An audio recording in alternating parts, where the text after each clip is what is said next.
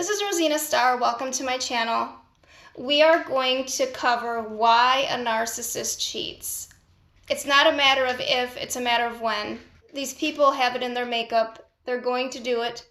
And this is what I've come with my experience to learn, the signs to look out for, which are sometimes not obvious. So signs he's cheating is debris on his clothes. If he goes somewhere and he comes back to you later on in the day, if he has bits of tree branches or pine needles on his clothes. I mean, what is that? And he's treating you totally different at dinner, like he wants nothing to do with you. But he just went and visited his friends, Chris and Liz. Right. Probably stopped at a forest preserve.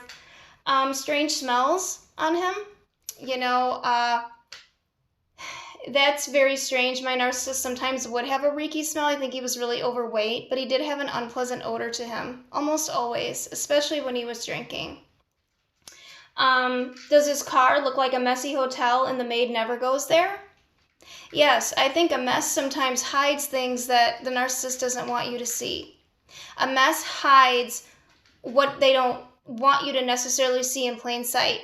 If you had a big bright red spatula in the middle of the room, it'd be a lot harder to find if there was stuff cluttered all around it and stuff over it. Another sign is, does he have his car locked all the time for no reason? And if you ask him to go in it to see something, he'll say, no, you can't. Do you find earrings at his place if you're just a visitor and it's getting serious, or other random items at his place that you know are not yours? With no explanation. He just casually brushes you off, saying it must be yours, you're the only one that's been here. Obviously not. Denial about things is his favorite thing to do. Vague answers. Emotionally and mentally checked out when you're around him. Is he constantly just off in his own world and, gonna go smoke cigarettes every 5 minutes and sit on his phone for a half hour at a time? And really, there's no really interaction between the two of you. It's just like he's hanging out, passing the time until something else he's going to do later on. Fake illnesses. If he's really going through a hard time with somebody else that he's seeing and he's not telling you about it and you're just kind of there being the primary waiting around, he will often fake illnesses to take that time away to either stock new supply or try to keep an eye on what's going on with that supply. But either way, he knows where his pieces are at. So he has you here and that person there. It's all a part of a grand scheme of things that he has to keep going. So phone excuses, oh, my phone died, you're not being understanding, oh, it doesn't charge anymore, this is broken, intentionally leaving things broken to give excuses why something can't work. What, are you incapable of fixing it? No, they just want that as an excuse why they can say their phone died, and it's not really easily chargeable because there's a defect with theirs that's not with everybody else's. Accusing you of cheating, walking through the door and saying somebody was here before you were, which really is, far from the truth. And they know that, which makes them feel even more shame. And then the anger arises with that shame because they can't handle if you try to bring up the truth to them at all. It's just narcissistic injury and then rage waiting to happen. Lying, constantly catching them in lies, seeing the evidence on their phone. Oh, I don't go to escorts, I just have 40 websites. Just looking on my phone at strip clubs and not going there. All their history is deleted in their phone for locations, and it's deleted on their computers and other devices, but they'll always have a second phone usually that you can't see. That's like an iPhone 5 or 6 or something, and they have like a Pixel 3 now, and, oh, that's just an old phone, I just keep it around, blah, blah. Well, they keep that phone for a reason. I only have one phone because I don't need the other phones to keep any secrets in, or an iPad, or a computer, or anything else. If you're catching him on his PlayStation, hiding, files for porn there, hiding this, hiding that, that's a big red flag. If he has a pornography addiction, and which means jerking off several times a day, sometimes wanting excessive sex with a partner or just by themselves, consumes their whole entire day and takes over basically anything they could get done, a lot of unproductive time usage, and they have nothing to show you, that's probably where it's going.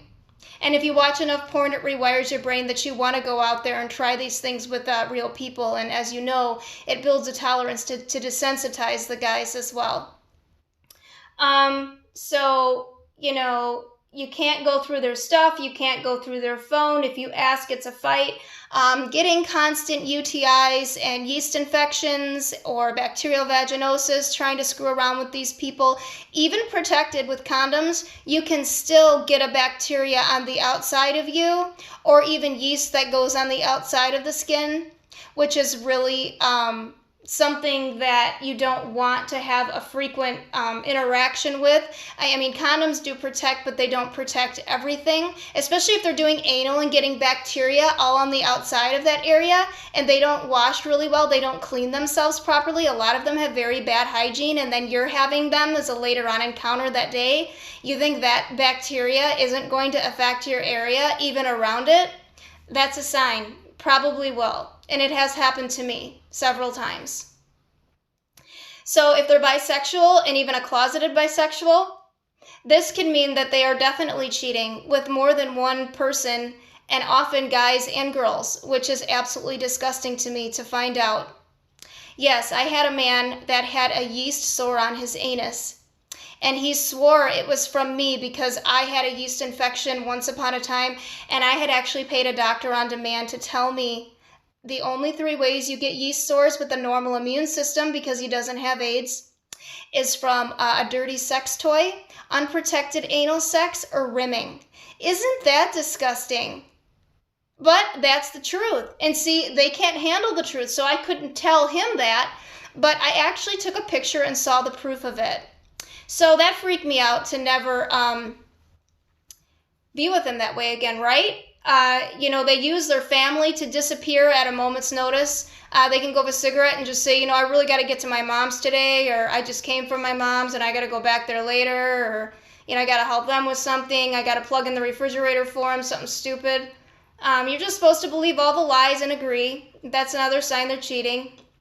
They pull back financially a lot. If you're kind of a high maintenance girl and you like to go out all the time on the town, you like to dress up nice, you want them to buy you here and there, things to take care of you monetarily, because they usually are not good providers at wanting to pay bills, because they don't want to think that they're paying for some other guy's usage of the space, because they know that there was so many other people that's what they're doing, so they assume everybody's like them. So they'll refuse usually to pay important bills, and they'll only maybe do it once or twice just for you to have the false hope later on that they will do it again for you.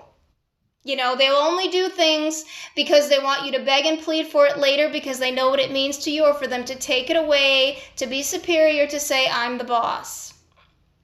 Okay, they start fights frequently. It can just be about, a TV show they don't want to watch, or the way you feel about a presidential campaign. It can be about the color of the sky. It doesn't matter. He got a different car, and he goes, yeah, I had to get this car. She would have left me. Why not just say thank you? It's a compliment.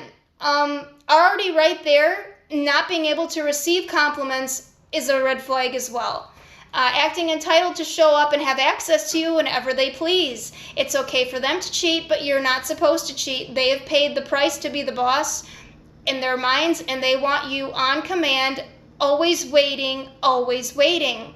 That means your phone better be on, or you better be at your house. Or some of them actually resort to destroying the front of your house, making keys behind your back, finding a way in, leaving a window open, sneaking in your house to gaslight you with things, to move stuff around. It is a pretty creepy reality that they live in, and how they do their victims in later on. If they even suspect they're cheating, they even have neighbors spy on them across the street. Whoever they can get on their team, they're always trying. They come back and act like nothing happened. It's all in your head. I'll just leave then if you want to have a fight with me. It's your fault. And then you see signs like, makeup in his car that's not yours. And it's like you purposely find it, and he wants to see the reaction. He wants the primary supply to see the reaction, because he's been gone and he doesn't know what she does. He only assumes. And it's like this constant battle of, what can I do to drive her crazy and deny it? And I don't even play that game. He shows up to my house one time with glitter all over his goatee, even on his bare area, and I'm like, oh my God, he was somewhere before he got here. This is disgusting. Even after a shower, that stuff never came off. And I wondered why, taking frequent showers all the time is a sign that they're cheating also. If they have to come over to your house before you're intimate and shower right before, there's a reason for it. Do their jeans not get washed for weeks? That's gross. Where did they come from? Why are they not washing their clothes? I mean, these people, they just don't care about humanity. They don't care about hygiene. They have no morals and values. And this is just a few ways you know that he's cheating and he's seeing somebody else, but he's making it so indirect with the torment to you that you cannot really blame him specifically for it, or you just know it's not yours, but you don't know how it got there. It's all a mystery, right?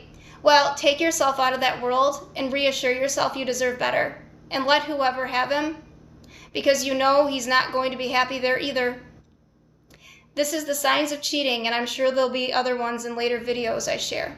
This is Rosina Starr signing off.